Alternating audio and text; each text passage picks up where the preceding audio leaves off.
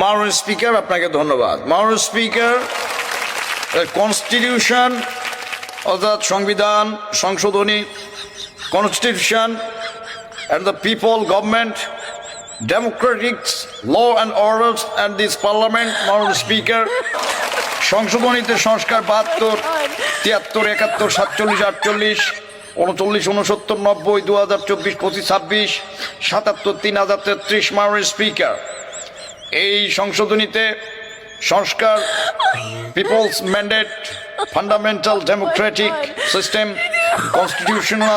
constitution of the people, by the people and for the people, the government, and the constitution of it's just for not for justice.